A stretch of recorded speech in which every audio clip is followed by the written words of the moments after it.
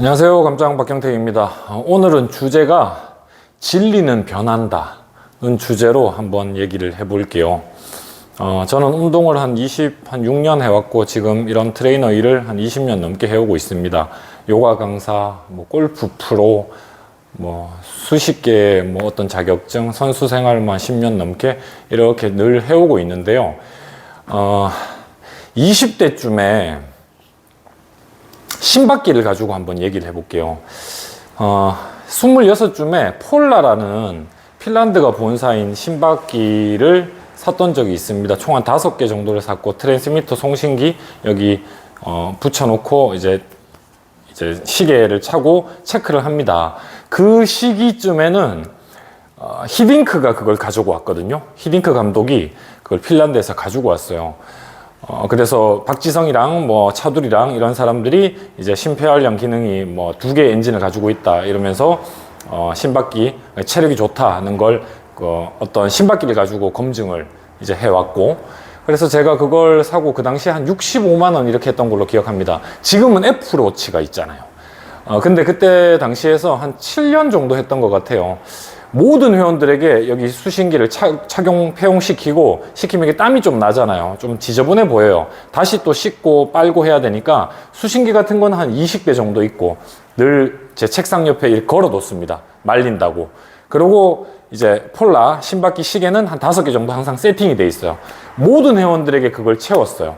그리고 시계를 다 끝나고 난 뒤에 수업이 끝나고 시계를 받아서 제 PC에 이렇게 잭이 있는데 연결시켜서 딱 되면 뮤징 하는 소리가 납니다. 그러면 컴퓨터에 그게 전송이 돼요.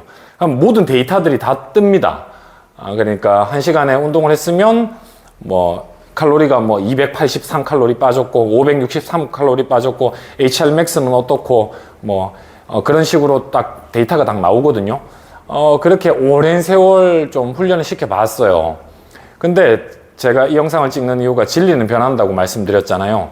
지금 한 20년 가까이가 흐른 지금 시점에 제가 심박기에 대한 생각이 어떻냐 하면 사실 별 생각 없습니다. 그렇나? 그때는 그게 전부인 줄 알았어요. 거기에 미쳐있던 시절이었습니다. 그래서 인터벌을 단순히 심박을 올렸다 내렸다 하는 게 아니고, 인터벌이란 건 심박을 올리고 난 다음에 심박이 항상성을 띠는 시간대가 있는 것 같아요. 항상성이 이제 어느 정도 뛰고 한 4분 심박을 올리고 한 3분 낮추면서 바로 다운 시켜도 심박이 바로 안 떨어져요. 그리고 어느 적정 구간 시점에서 유지하려는 항상성이 있거든요. 그 항상성을 유지시켜서 내가 의도적으로 운동을 좀 더하게 만드는 역할이 이제 인터벌인 거죠. 인터벌 훈련한다 이렇게 표현하는 거죠. 단순히 1분 심박 올렸다가 1분 떨어뜨렸다가가 아니고 그런 여러 가지를 좀 해보니까 이제 심박기를 가지고 말씀을 드리지만 생각보다 진리는 변하는 것 같습니다. 심박기를 가지고 지금 이렇게 얘기를 했잖아요. 아무 생각 별 없다고. 그 시절엔 그래서 그런 경험이 지금 쌓인 채로 살고는 있겠죠. 어깨 사이드 레터럴 레이즈로 치면 지금 이 사이드 레터럴 레이즈 할 때도 솔직히 저는 아무 별 생각이 없습니다. 20대 때쯤에는 어땠냐면 한 5년 전쯤이죠. 20대 초반쯤이었어요. 늘 468을 고집했습니다. 4kg 20개, 다시 내려놓고 6kg 들고 15개, 8kg 들고 10개. 그게 한 세트예요. 그러고 내려놓고 다시 8kg 들고 10개, 6kg 들고 15개, 4kg 들고 20개. 요게 2세트예요. 그걸 적게는 4세트, 많게는 한 8세트. 그러고 측면 어깨를 키운다고 생각을 했었습니다. 일종의 그건 프로그램이잖아요. 프로그램이 그게 최고다는 생각으로 한 30살 정도까지 살아왔던 것 같아요. 그리고 세월이 좀 흐르고 나니까 저는 지금 회원들에게는 어깨 사이드 레터럴 레이즈를 가지고 기준으로 하면 가슴 내밀고 힙 뒤로 흉추 가동성을 많이 중시 여기는 것 같습니다. 어깨 틀이 빠지게 되고 만들고 미세하게 내회전시키고, 왜냐하면 외회전이 일어날 거니까 올리면서 금방 이렇게 일어나게 될 거니까, 올리면서 이 힘으로 운동하는 사람 아무도 없으니까 이 힘이 유지해서 하는 게 힘들고, 올리면서 유지가 아니라 보통은 밖으로 외회전, 익스터널 로테이션, 바깥으로 회전돼 버리니까 그걸 많이 중시 여깁니다. 상승모근을 쓰지 말아야 되는 건 너무 당연한 얘기고요. 어쨌든 그런 기본 틀이 계속 조금씩 바뀌는 것 같아요. 살아가면서. 20년 넘게 이런 지도를 해오고 재운동을 해오고 있습니다. 근데 이제 이런 거죠. 아주 낮은 레벨에 있는 사람은 산수로 치면요. 더하기 빼기를 배우는 단계입니다. 사이드 레터럴 레이즈, 사이드 측면 레터럴 옆으로 레이즈 올리다 이런 훈련들을 측면 어깨 운동입니다. 측면 어깨는 이제 견봉 외측에 붙어 있고 삼각근 조면에 이제 붙어 있습니다. 시작점과 끝점, 오리진, 인설션이 이렇게 붙어 있어요. 라고 얘기를 해요. 고지를 하고 이제 축이 무너지지 않게 상승목은 으쓱이지 않게 이렇게 하세요. 이거는 기본입니다.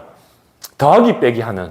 근데 그거를 많이 하게 되면 더하기 빼기 한 자리, 두 자리 배우는 상태에서 한 10자리, 20자리의 더하기 빼기를 할 필요가 없잖아요. 한 2자리, 3자리 하면 끝납니다. 다음으로 넘어가야 돼요. 1차 방정식, 2차 방정식, 뭐 근의 공식, 뭐 이런 것들을 미적분, 이런 것들을 이제 배워나가는 영역으로 올라가줘야 된다고요.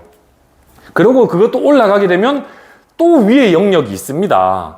근데 이걸 한번 생각해 보세요. 운동하시는 분들도 그러고 이게 내외전이 맞냐, 아니 외외전이 맞냐, 뭐 상승모근, 중부승모근을 모은 채로 이렇게 올리는 게 맞냐, 확장시켜 놓고 올리는 게 맞냐, 가슴을 내미는 게 맞냐, 숙이는 게 맞냐, 이런 얘기를 논할 수 있잖아요. 그 논함 자체가 그때는 그게 전부인 줄 아는 경우가 많습니다. 그때는 진리인 줄 아는 경우가 많다고요. 이거는 세월은 한 달, 두 달이 아니에요. 세월이 막 2년, 3년 이렇게 흐르고 나면 아, 그때 내가 그렇게 생각했지, 뭐 생각하기 쉽습니다. 그래서 진리는 변한다고 얘기는 하는 거고요. 그리고 그 진리 또한 저 또한 마찬가지로 앞으로 5년 뒤, 10년 뒤쯤에 또 변할 수도 있어요. 대신 지금 아주 기나긴 세월 동안 쌓인 진리가 있잖아요. 이렇게 판단되는 그 판단은 그 변화가 일어날 가능성은 좀 희박하죠. 대신 이 위의 영역에 있는 판단은요, 아까 산수를 가지고 얘기했잖아요. 제가 뭐 고등수학까지만 했지만 뭐 수학과를 나오지 않아서 고등수학을까지만 했지만 대학교 올라가면 수일 수의까지만 배우지만 수삼 수사가 있을 거고 저 위에 노벨 평화상, 뭐 노벨 뭐 수학상, 문학상 이렇게 받는 영역이 뭔가가 있을 겁니다. 제가 경험하지도 못한. 근데 그 영역의 일종의 뭐 의학으로 치면 임상학 같은 단계죠. 저도 제가 그걸 판단을 못합니다. 완벽하게 마스터를 못했다고요. 완벽하게 마스터 못한 영역을 뚫어내기 위해서 지금 노력하고 있는 거고, 어느 정도 운동을 했을 때 이제 회원들에게 지도하는 건 잡아놓고 이런 기본 틀, 완벽히 제가 마스터했고 어떠한 식으로든 이게 옳다고 여기는 부분을 제시하는 거죠. 제 운동은 회원들이 하는 걸 안 해요. 기본은 하죠. 기본 베이스는 하는데 새로 뚫는 그런 영역의 훈련들이 있고 기본에 충실한 양을 때려 넣는 훈련이 있습니다. 그리고 이걸 임상학에서 어느 정도 이제 확실성을 가지고 개연성으로 넘어가서 가능성에서 개연성 한 90% 맞을 것이다 판단하는, 그리고 100%의 확실성이 띄어졌을 때 계속 또 뭔가 주장하는 게 달라지게 될 것 같습니다. 그래서 이제 진리는 변한다고 얘기를 하는 거예요. 그래서 저도 마찬가지 열린 마음을 가지고 어떻게든 내가 적어도 한 어떤 이론이 있으면 한 3개월 정도 해보고 해본 다음에, 3개월도 짧을 수 있어요.